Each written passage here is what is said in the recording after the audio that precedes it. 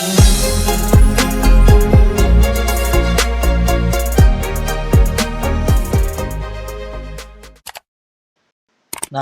bukan hanya penjelasan 3 pengertian itu saja, tapi saya bikin nih Bapak Ibu sekalian agar lebih paham secara detail komparasinya, yaitu perbedaan dari faktor-faktor e-commerce yang bisa disebut dengan toko online, marketplace, yang bisa disebut juga platform untuk penjualan, yang di sini juga ada online shop yang bisa disebut dengan all shop.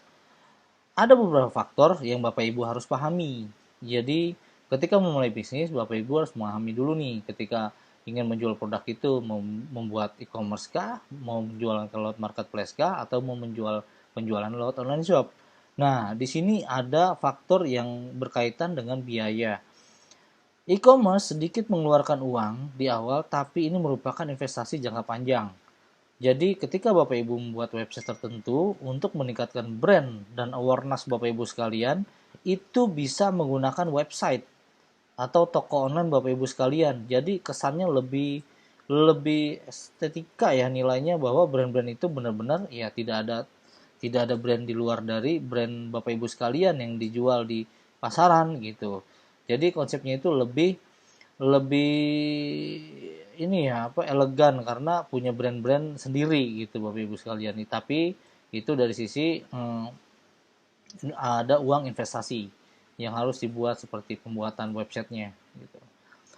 Dan marketplace itu gratis kecuali untuk meningkatkan fitur-fitur premium yang disesuaikan oleh marketplace. Ya Bapak Ibu sekalian tahu ya bahwasannya marketplace itu membuka fitur premium, yaitu kayak misalkan ads-nya untuk meningkat menaruh produk Bapak Ibu sekalian di atas atau di bawah gitu. Jadi platform ini menyiapkan fitur-fitur tersebut untuk penjual yang kategori premium gitu.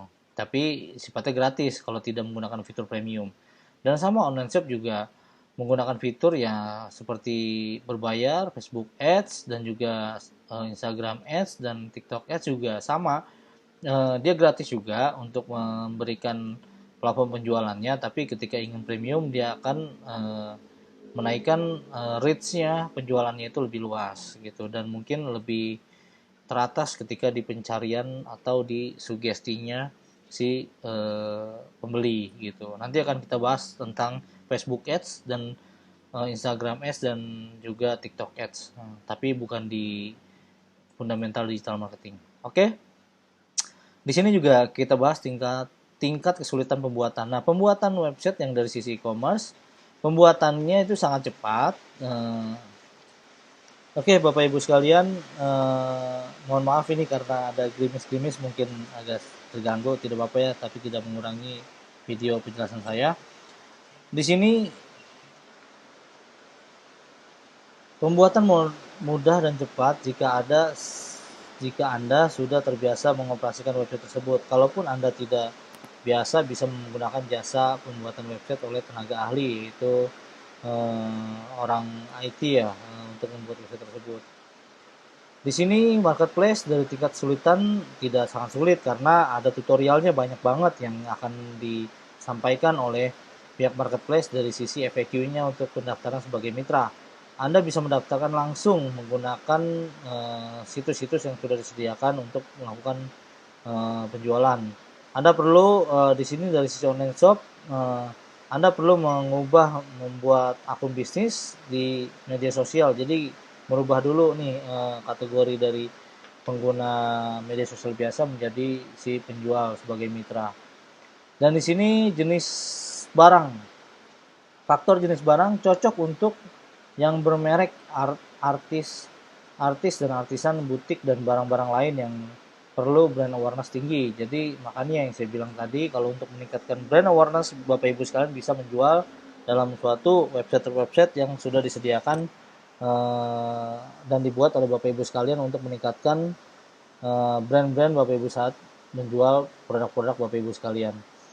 Dan di sini biasanya marketplace itu menjual barang-barang umum, perkakas, aksesoris, dan bisa dibeli dalam jumlah besar sekaligus. Jadi modelnya seperti ya barang-barang khusus dan juga fashion yang biasa beli di online shop yang bisa kita lihat seperti di Bukalapak dan lain sebagainya dan Tokopedia. Barang apa saja yang di online shop, barang apa saja tapi dalam skala lebih kecil yang ditunjukkan untuk konsumen pribadi. Jadi lebih ke fashion ya biasanya kalau online shop ya. Jadi fashion dan barang-barang juga bisa disesuaikan karena susah untuk menilai dari review tersebut. Nah, promosi nih, upaya promosi lebih fleksibel dari sisi e-commerce, yaitu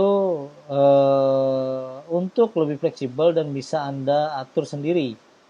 Jadi memang karena tokonya punya kita, jadi kita bisa mengatur sendiri dari promo, dari penempatan barang dan lain sebagainya, itu bisa kita sesuaikan, sesuaikan sesuai dengan keinginan kita pribadi karena kita tidak menggunakan jasa pihak ketiga. Promosi lebih dikendalikan, yang marketplace promosi lebih dikendalikan oleh marketplace karena promosi-promosi itu sudah diatur oleh pihak platform marketplace. Jadi kita tidak bisa banyak mengcustom atau memberikan promo-promo sesuai dengan keinginan kita. Dan dalam online shop sedikit usaha, uang dan manfaat Facebook Ads atau Instagram. Jadi kalau untuk promo-promo bisa kita atur menggunakan fitur-fitur Ads dan juga Instagram Ads yang sudah disesuaikan oleh online shop tersebut.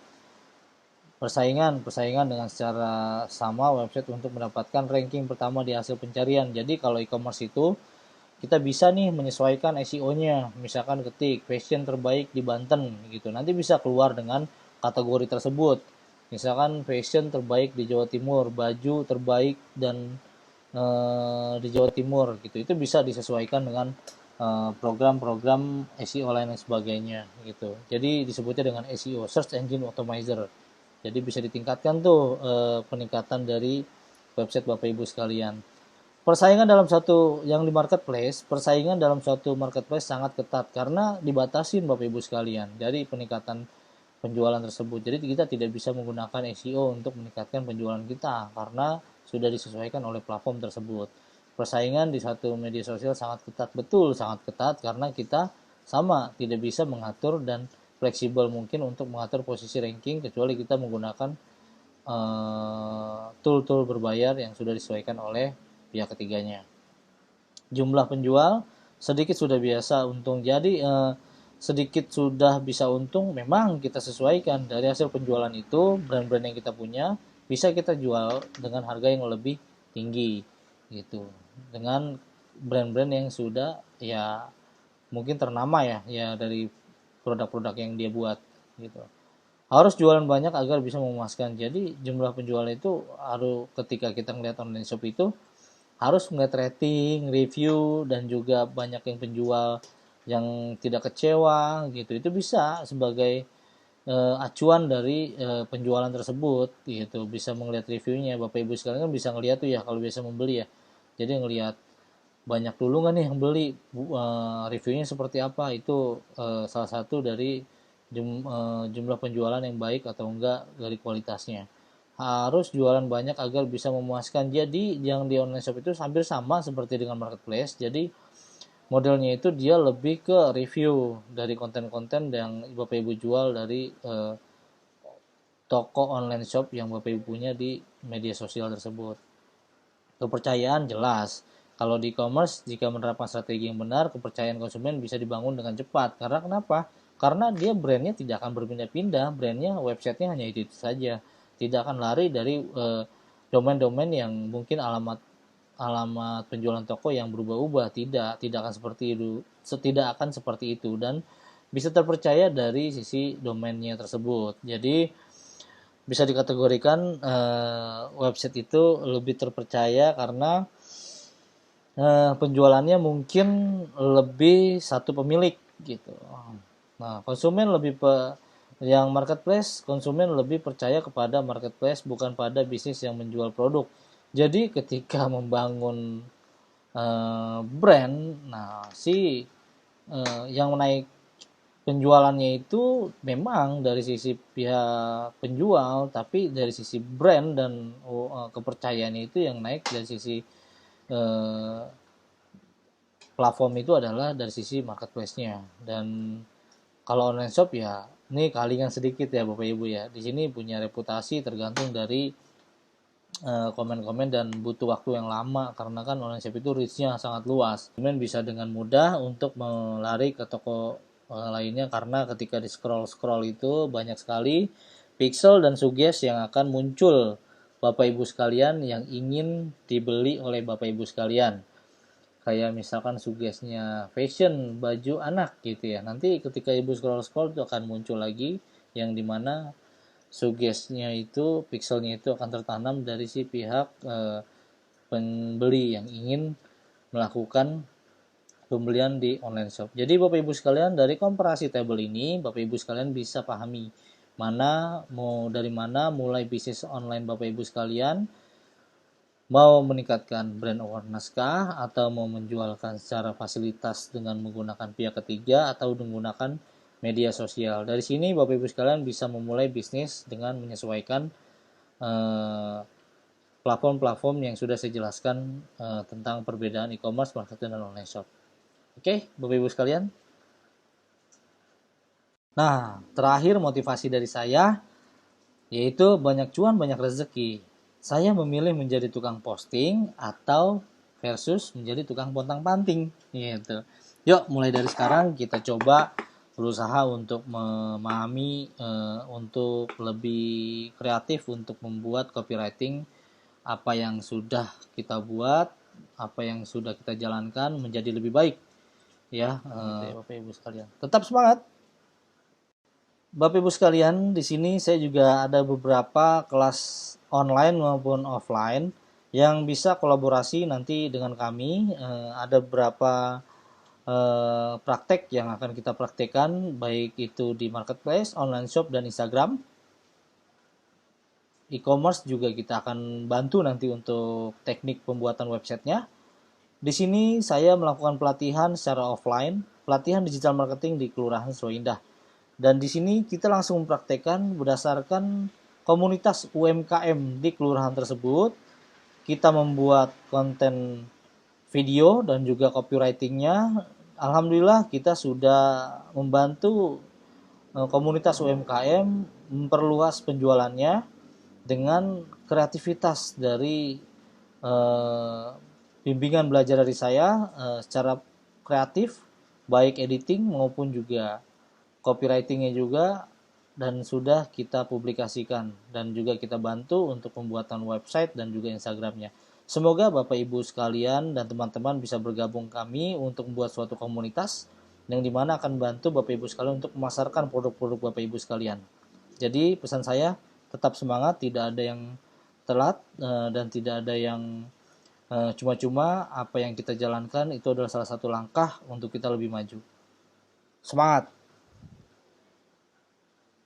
Di akhir video ini saya ucapkan terima kasih untuk Bapak, Ibu, dan teman-teman yang sudah melihat dan menyaksikan video saya, baik itu copywriting dan pengertian dari e-commerce dan marketplace dan juga online shop. Mudah-mudahan ini bisa membantu Bapak Ibu sekalian lebih memahami tentang fundamental digital marketing.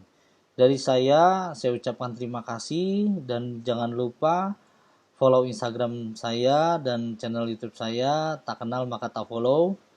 Jadi saya ucapkan terima kasih kembali.